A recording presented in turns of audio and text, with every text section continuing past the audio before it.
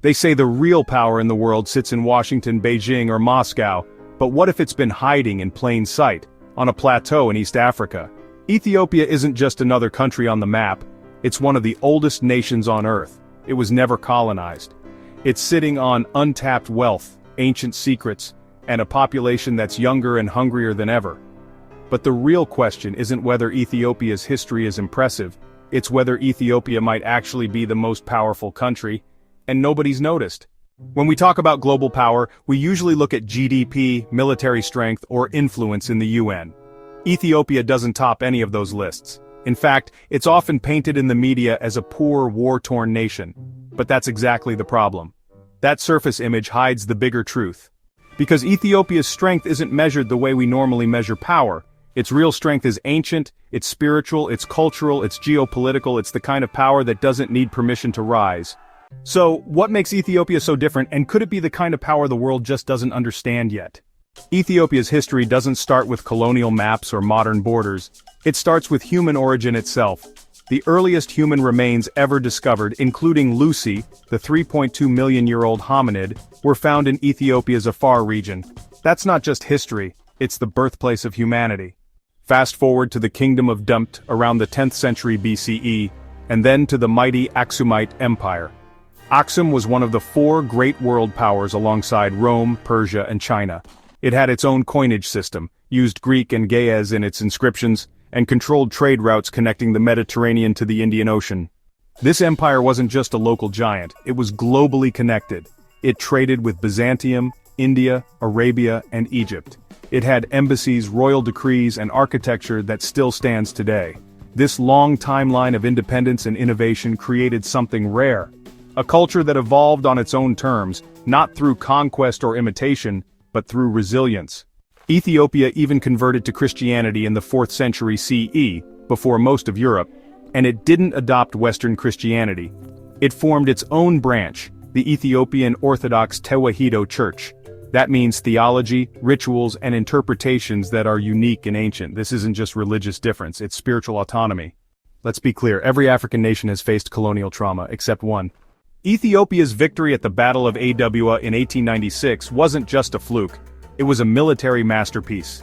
Ethiopian forces under Emperor Menelik II didn't just repel Italy's invasion, they humiliated a European army using better tactics, local knowledge, and diplomacy. Menelik united rival tribes and leveraged international support for arms. And ADWA did more than keep Ethiopia free. It inspired liberation movements across Africa and the African diaspora. Leaders like Marcus Garvey and Kwame Nkrumah pointed to Ethiopia as proof that black sovereignty was possible. Even during Italy's second attempt in the 1930s under Mussolini, which led to a brief occupation, Ethiopia never surrendered its soul.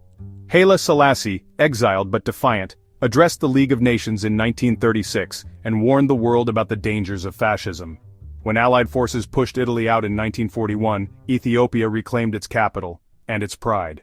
According to the Kebra Nagast, a 14th century Ethiopian text, the Ark of the Covenant was brought to Ethiopia by Menelik I, the son of King Solomon and the Queen of Sheba. It now supposedly rests in a chapel in Aksum, guarded by a single monk who's forbidden to leave or allow anyone else inside. Every Orthodox church in Ethiopia keeps a replica of the Ark, called a tablet, hidden from view. These replicas play a central role in major religious festivals, especially Timkit. Whether or not the real Ark is actually in Ethiopia almost doesn't matter. Millions believe it is. That belief fuels a sense of divine purpose, of spiritual weight. It makes Ethiopia not just a country, but a chosen place in the eyes of its people.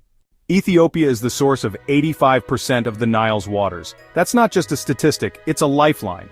Without the Blue Nile, Egypt's agriculture collapses. Sudan's economy suffers. And now Ethiopia is building the Grand Ethiopian Renaissance Dam, the biggest dam in Africa. Once complete, it will generate over 6,000 megawatts of electricity. But more than that, it gives Ethiopia control over water, over energy, over regional politics. Egypt calls it an existential threat. Sudan has warned of conflict. Ethiopia pushes forward anyway, asserting its sovereign right. This isn't just a dam, it's a statement. One that says, we are no longer waiting for permission to rise. The headquarters of the African Union sits in Addis Ababa. That wasn't a random choice. Ethiopia, under Emperor Haile Selassie, helped create the Organization of African Unity in 1963. It was chosen precisely because it had never been colonized. It stood as a symbol of African pride and independence. Today, Ethiopia is a central diplomatic hub. It hosts negotiations, peace talks, and summits. It's where African leaders meet to solve African problems. That's not just symbolism, that's power. In 2019, Ethiopia launched its first satellite into orbit. That may not sound like much to superpowers with space stations, but for Ethiopia, it's huge. It's a sign of ambition. The satellite helps with agricultural planning, climate monitoring, and disaster response. It's part of a bigger goal, joining the global tech race. Ethiopia's space agency is training engineers and building research centers. It's preparing for more satellite launches, and it's doing this while still tackling poverty and development. A nation looking to space while grounded in ancient history, that's not contradiction, that's evolution. Ethiopia is where coffee was born. Legend says a goat herder named Kaldi discovered it when his goats became hyper after eating red berries. But coffee isn't just a crop, it's culture. The Ethiopian coffee ceremony is hours long, involving roasting, grinding, and multiple rounds of drinking. It's a time for community, conversation, and connection. Globally, Ethiopian coffee is prized for its flavor and variety. And economically, it's one of Ethiopia's strongest exports. Coffee isn't just a beverage here, it's an identity, and it's a product the world can't get enough of. Ethiopia sends thousands of troops abroad, not to invade, but to protect. As one of the top contributors to UN peacekeeping missions, Ethiopia plays a quiet but critical role in regional stability. From Somalia to South Sudan, Ethiopian troops are often the bridge between war and peace. Their reputation? Tough, fair, and dependable. In a world that's becoming more unstable, the ability to keep peace is power. Ethiopia's digital revolution is just getting started, but the government has a plan. Digital Ethiopia 2025. So it's investing in internet access, e-commerce, mobile money, and tech startups. And, it's also restructuring its telecom industry to allow more competition and innovation.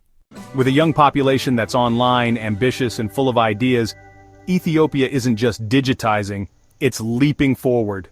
Ethiopia is a treasure chest of medicinal plants and ancient healing. Its traditional medicine system treats millions every year. Healers known as Wogesha use herbs, roots, and centuries-old formulas to fight everything from stomach aches to serious diseases. Now, Ethiopian scientists are studying these remedies to validate and improve them.